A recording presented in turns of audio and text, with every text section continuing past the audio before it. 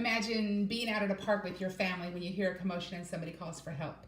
Or maybe you're at a romantic dinner with your partner and somebody calls for a doctor. Has this ever happened to you? Have you looked away because it didn't involve you? Or have you wondered what was going on but didn't think you had any talent or skills necessary to give help, so you walked away?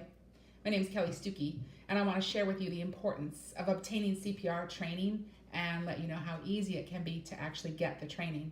My husband and I were sitting in sacrament meeting one Sunday when a brother in front of us collapsed. We didn't know what was wrong, but we knew he needed some care, so we went through our care steps from our CPR class, decided that he probably needed CPR. We lowered him to the floor and began compressions. Other members of the congregation assisted us by calling 911 and clearing the chapel. We didn't know what was wrong with him, but we knew he needed care. Knowing how to perform CPR and taking action immediately after sudden cardiac arrest can actually save a person's life.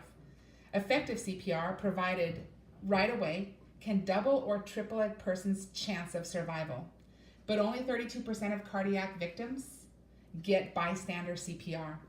Most people don't want to give help. They don't feel like they've got the skills necessary, or maybe it was a long time ago, they forgot, or they don't want to get a disease and touch somebody they don't know.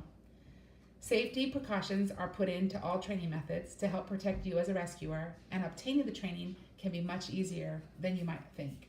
So what is sudden cardiac arrest, and how do you know if somebody is suffering from it?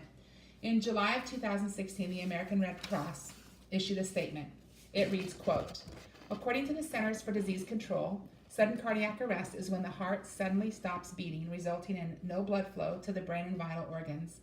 A very high percentage of people who suffer sudden cardiac arrest die before reaching the hospital. However, if people are trained and able to help, they increase that person's chance of survival," close quote.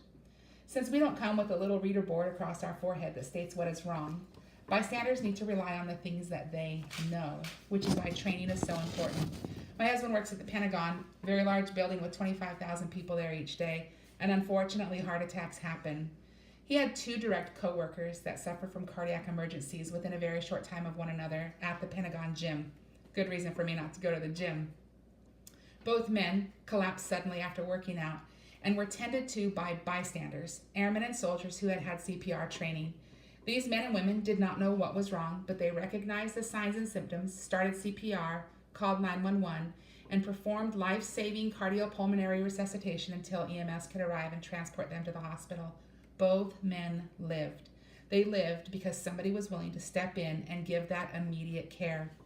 The Red Cross recommends that at least one person in every family or household or place of business is trained in CPR. This training can give you the knowledge and confidence that you need to respond during an emergency situation. The American Heart Association has stated, quote, "If you are called on to give CPR in an emergency, you will most likely be trying to save the life of someone you love, a child, a spouse, a parent, or a friend. 70% of out-of-hospital cardiac arrests happen in the home. Unfortunately, only about 46% of people who experience out-of-hospital cardiac arrest, get the immediate help they need before professional help can arrive," close quote. Knowing CPR can actually give you the skills personally to save a life. Finding a training site can be simple. An internet search will pull up many options. The American Red Cross and the American Heart Association both offer online and in-person classes. You go to them, they come to you. Many groups have instructors built into their cadre of leaders, the Boy Scouts of America, the Girl Scouts. Even your local fire department can offer CPR classes, sometimes community centers. So just a quick internet search for CPR training could pull up a plethora of organizations that you could draw from to receive your training. Once you've taken your class, it's important that you keep it fresh.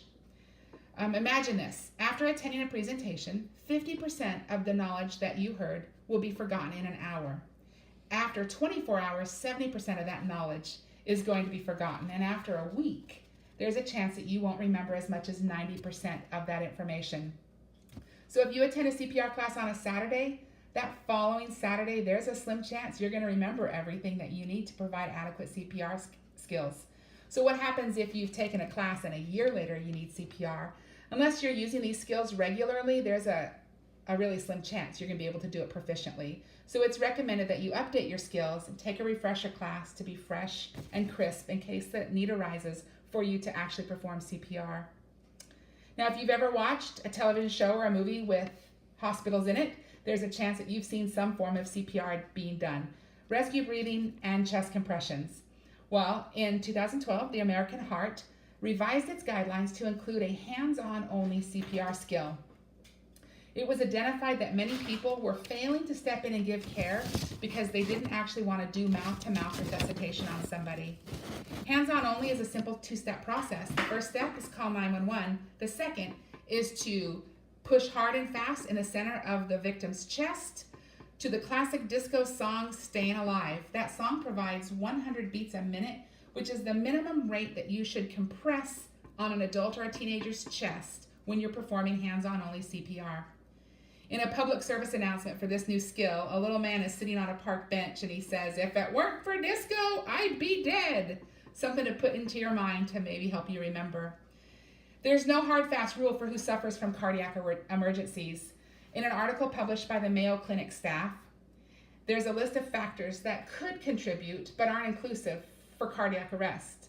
Those include tobacco use and exposure to secondhand smoke, lack of physical activity, stress, stress, illegal drug use, uncontrolled diabetes. The list actually is varied, but we don't know what's going on in a person's life when they suddenly collapse in front of us. So why do people hesitate? Usually it's because they don't feel like they know enough, or they're afraid of doing something wrong.